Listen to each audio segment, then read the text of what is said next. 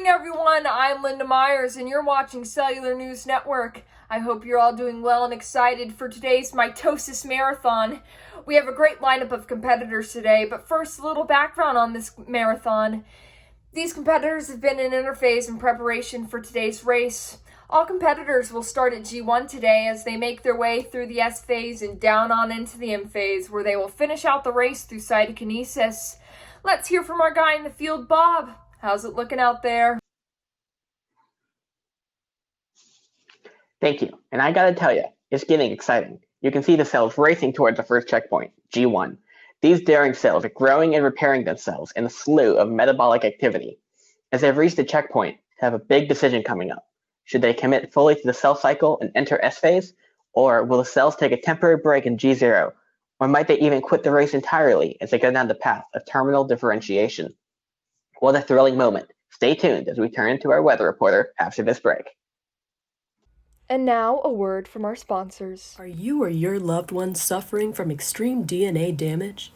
Are you barred from participating in exciting activities such as mitosis because you don't want to become cancerous? Well, a new gene designed specifically for cells undergoing mitosis like you may be the cure. P53 works by identifying DNA damage and triggering cellular responses to suppress tumors before they appear. I felt like a brand new cell again as soon as I started to take my P53. I could divide and replicate as many times as I wanted, and even keep up with some of my grand cells. Ask your nucleus for P53 today. Potential side effects include, but are not limited to, headaches, nausea, an increased risk for cancer, terminal differentiation, an unstoppable urge to commit apoptosis, and similar symptoms. If any of these symptoms appear, stop taking P53 immediately and contact your nucleus. P53 is directly linked to cancers and cellular death. All right, so now that we have returned from our commercial break, I am Megan Lockwood, here to provide you with a brief weather update in G1 as our cells continue to race their way through. As you can see here, the next few hours are going to be quite chaotic, with conditions changing practically every minute.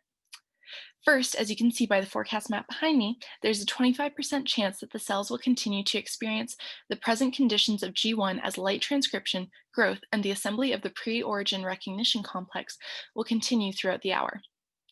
The cells will also continue to feel the effects of the CDK inhibitor protein front moving over them in G1, as shown by the red arrow, as well as seeing high levels of cyclin D.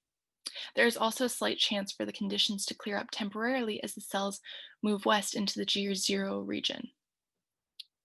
As we head towards the south on the forecast map, you will see that cells who choose to travel to the south in the race should exhibit caution as there are severe conditions that will cause them to terminally differentiate and cease transcription of the proteins that they would need to continue the race, eliminating them from the cell cycle race entirely.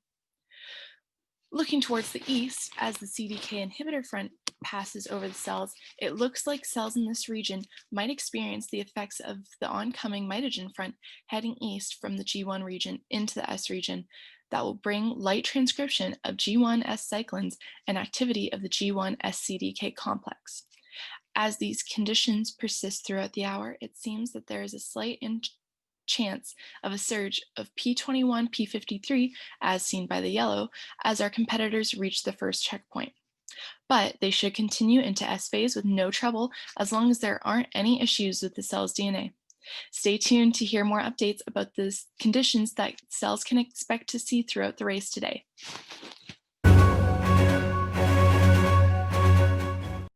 This just in, I am receiving reports from molecules on the east coast of a cell stating that they have detected significant DNA damage at their G1 checkpoint.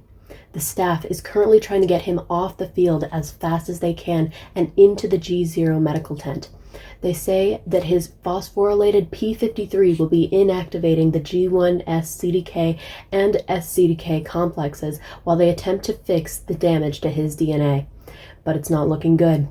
There is a possibility that he could terminally differentiate or even apoptize. I'll be sure to keep you all updated as I continue to receive word on the situation. Thank you, Christine. Please do. Well, with a few competitors still out at that first checkpoint, the rest of the cells are moving on to the S phase. And in the studio, we have the winner from last year's marathon, Isabel the intestinal cell. Isabel, Tell us what your experience was in this portion of the competition last year. Well, thank you for having me. Can I just say I am thrilled to be here? Last year, I was rushing to replicate my DNA and centrosomes in order to enter the final segment of the race, M phase. Once I passed the G1 checkpoint, the pre-recognition complex that had formed early on in the beginning of the competition had already bound helicase to my DNA. My SCDKs assembled the replosome and phosphorylated OREC and CDC6 to prevent over-replication. From there, the replosome did its job and my DNA was replicated. I just had to pass the checkpoint in order to finish the race. Wow, what a riveting story. Thank you, Isabel. Let's hear more about this checkpoint. Back to you, Bob. Thank you, Linda, and thank you, Isabel, for that wonderful interview. The cells are closing in fast on the infamous G2M transition.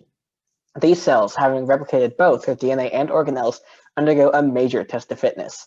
Are they certain that there remains no damage to their DNA, and that they are completely replicated? Yes, it looks like they are. Wait, what's this? Stuart the skin cell has stopped. An error was found in his system.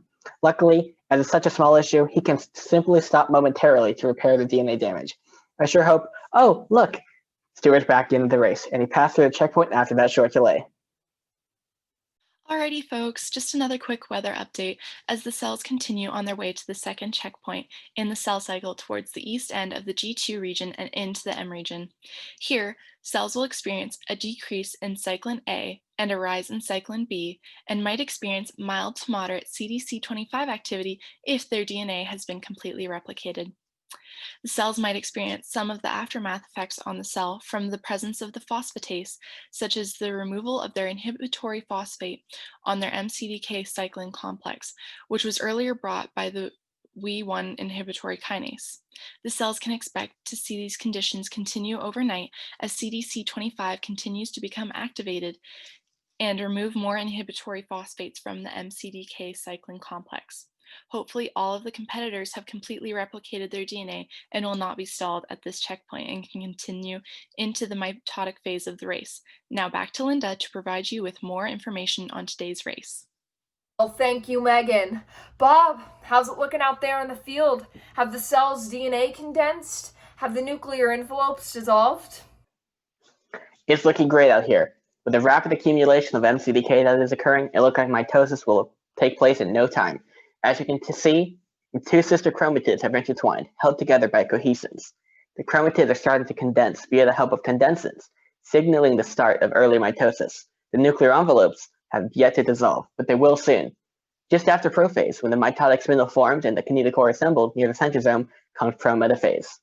That's when we'll see the breakdown of the nuclear membrane. How exciting!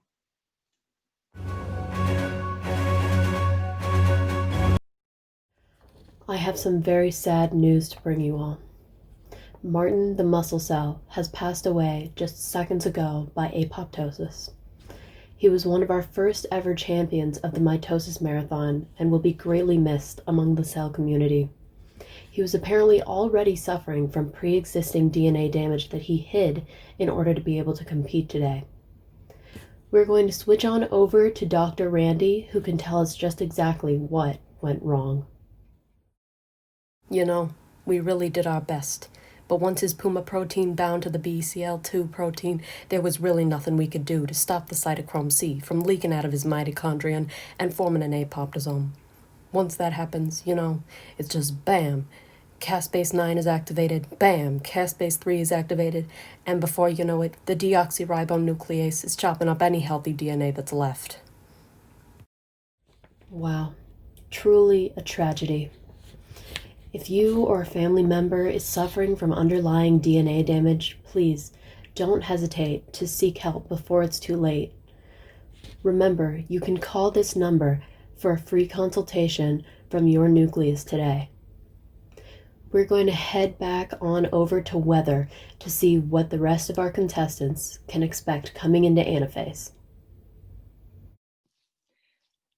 Thank you, Christine. And now, folks, here's your final weather update for the remainder of the cell cycle as the cells continue to race through the mitotic phase of the cell cycle and make their way to the anaphase region.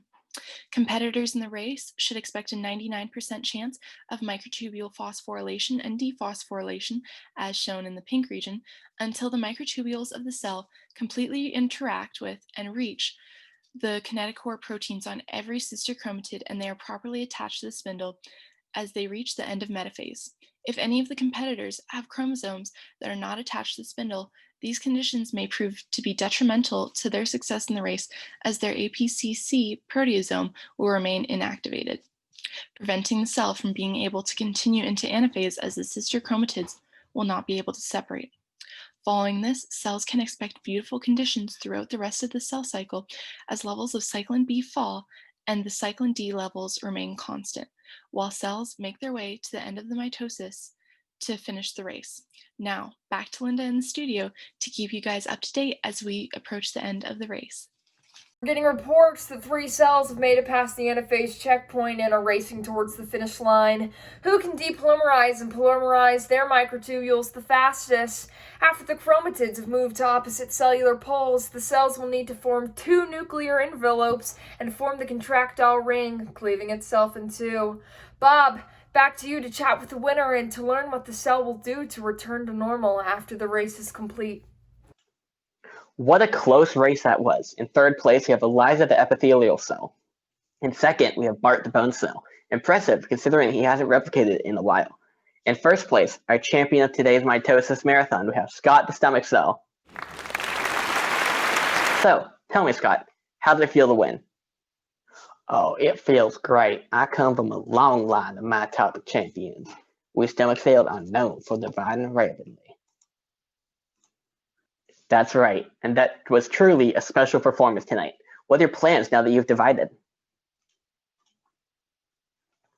You know, I think I'll just keep working for a few more days and then I'll retire to die in a pit of acid. That's a laugh. That did it, Scott. And now back to you, Linda, for closing remarks. Well, folks, it looks like that's all the time we have for today. Congratulations to our winner of today's Mitosis Marathon. May you live the rest of your days cyclin-free. Tune in tomorrow to learn more about cells. I'm your host, Linda Myers. Thanks for watching Cellular News Network.